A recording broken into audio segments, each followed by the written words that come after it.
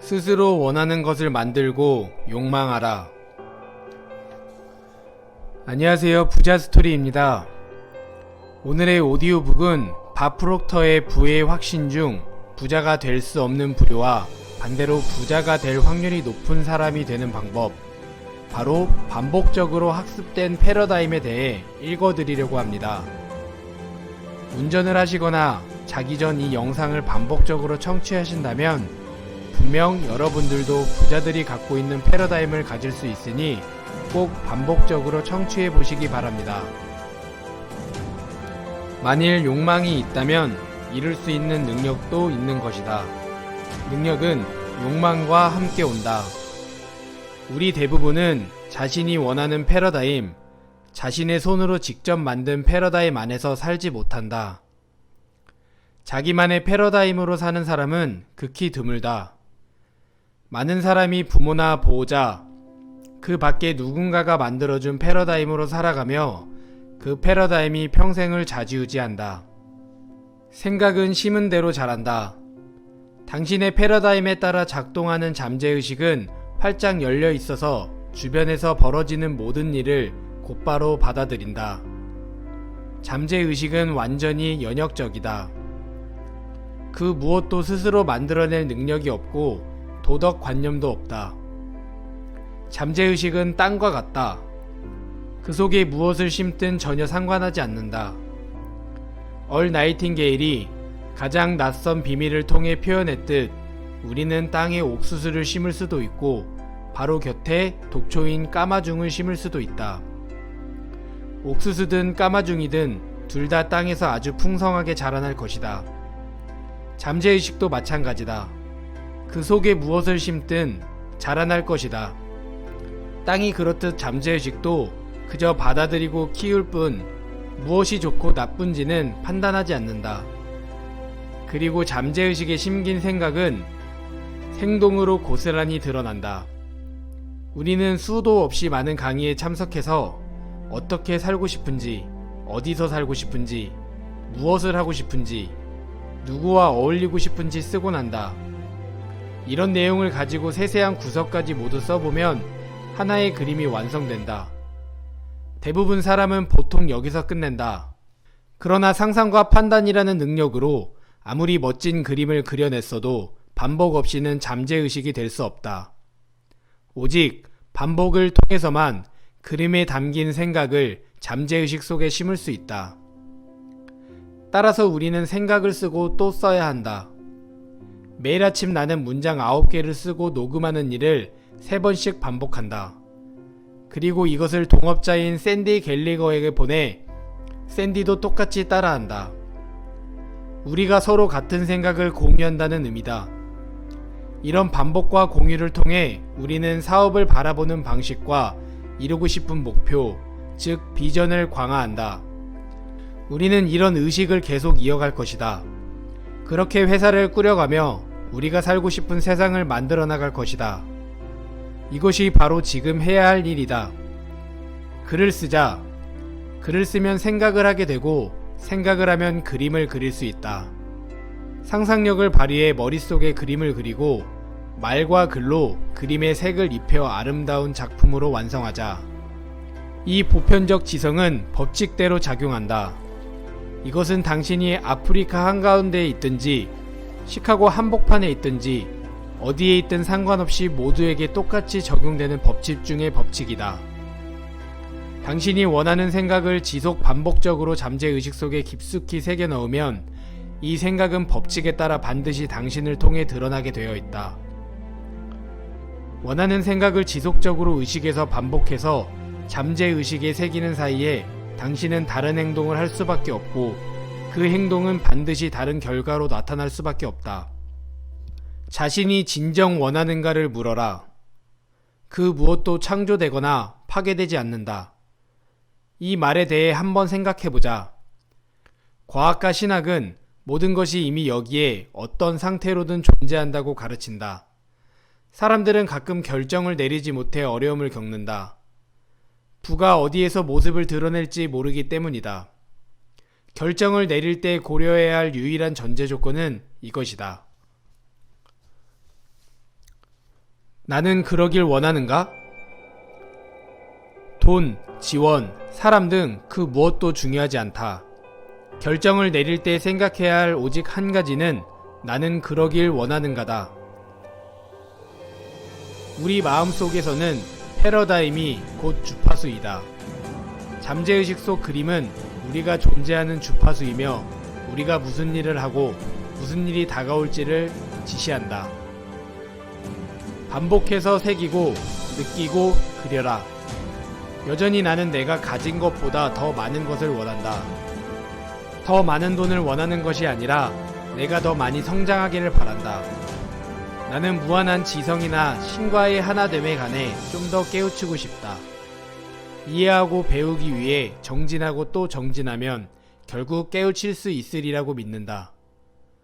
우리는 지금보다 더 정진해야만 한다. 자신이 욕망하는 가치를 그림으로 그리고 글로 써야 한다. 마음속에 이미지를 만들어냈다면 반복을 통해 그 이미지를 잠재의식에 새기고 스스로 느끼도록 해야 한다. 이를 실현해야 한다. 네빌은 이를 결정적 상상이라고 불렀다. 이루어졌다고 생각하는 것이 모든 기적의 시작이라는 의미다.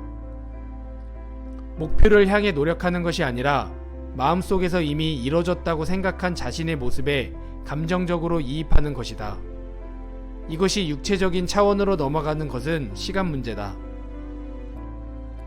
당신은 지금 그렇게 살아야 한다. 이때 지금의 의미란 이렇다. 마음속에서 원하는 것을 본 순간, 감정적으로 이입하는 순간 이미 당신은 이룬 것처럼 여겨라. 때론 주변 사람들이 미쳤다고 말할지 모르지만 그래도 괜찮다. 그들은 우리가 무엇을 하든 그렇게 생각할 것이다. 그들은 모른다. 자신이 모른다는 사실조차 모른다. 우리는 앞으로 나아가고 있고 자신은 그렇지 못하기 때문에 우리가 미쳤다고 생각한다. 심지어 우리가 실수하고 있다고 생각할지도 모른다. 사실을 말하면 우리는 올바른 방식으로 행동하기 시작했지만 이렇게 행동하는 사람은 아주 극소수다. 사람들의 95%가 똑같이 노력하지만 오직 5%만이 성공한다.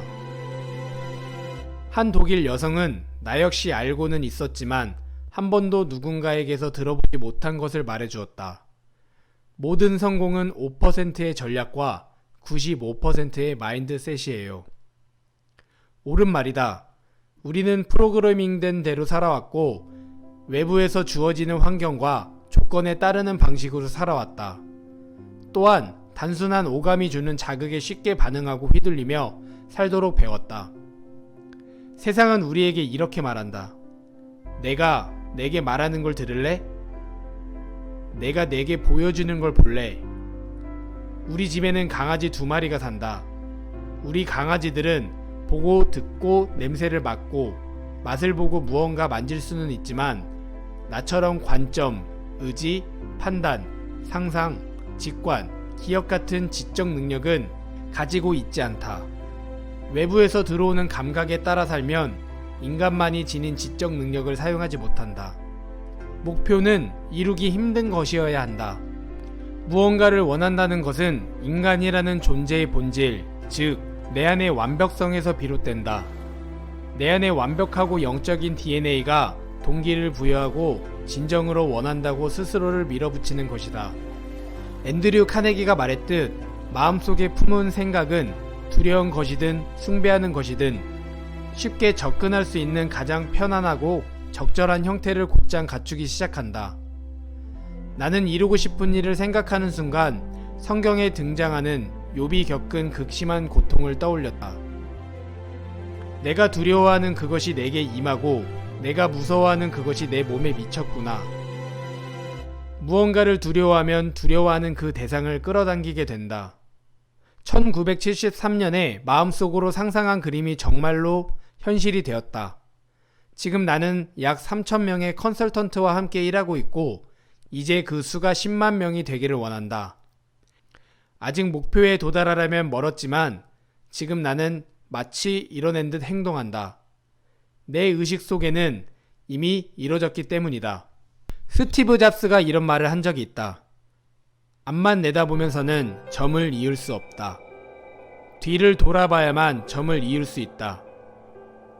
우리는 지금 있는 자리까지 어떻게 왔는지 되돌아볼 수 있었지만 우리의 시선이 향하고 있는 곳으로 어떻게 갈지는 볼 수 없다. 하지만 마음속에 그림을 품고 감정적으로 계속 이입할 때 그 방법은 저절로 모습을 드러낸다. 일단 그림만 그린다면 필요한 모든 것은 당신이 필요로 하는 바로 그 순간에 찾아올 것이다. 이미 꿈을 이룬 사람처럼 말하고 행동하라. 목표를 이룬 자신의 모습을 상상하고 그 모습대로 행동하는 것이다. 그러니 인생을 살고 싶은 방식을 담은 하나의 그림으로서 패러다임을 세워라. 생각해보자. 인생의 모든 측면을 생각했을 때 당신은 앞으로 어떻게 달라지고 싶으며 어떤 모습이기를 바라는가? 그 모습을 상세하게 묘사해보자. 그리고 반드시 현재형으로 서술해야 한다. 어렵다면 모든 문장을 다음과 같은 식으로 써보자.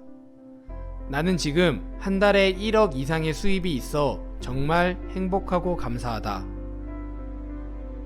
혹여나 이런 방법이 너무 멀리 가는 것이 아닐까 우려한다. 그들은 목표가 적어도 어느 정도는 현실에 뿌리를 두고 있어야 한다고 말한다. 도를 넘어선 목표는 무리일 수도 있기 때문이다. 그러나 현실이란 말은 참 우스운 단어다. 현실 역시 패러다임의 일부일 뿐이다. 생각해보라. 라이트 형제의 목표도 결코 현실적이지 않았다.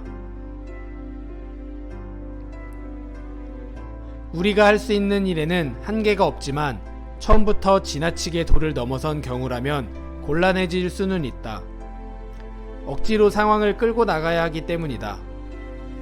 우리는 마라톤을 뛸 만큼 몸 상태를 갖추려면 얼마나 걸릴지 알지 못한다. 100만 달러를 벌기 위해 얼마나 걸릴지 알지 못한다. 다만 그곳에 언젠가는 도달할 수 있다는 것만 안다. 또 사람마다 필요한 시간은 모두 다를 것이다. 새로운 패러다임은 하나의 생각이고 하나의 씨앗이 뿌리를 내리는 데는 잉태의 시간이 필요하다.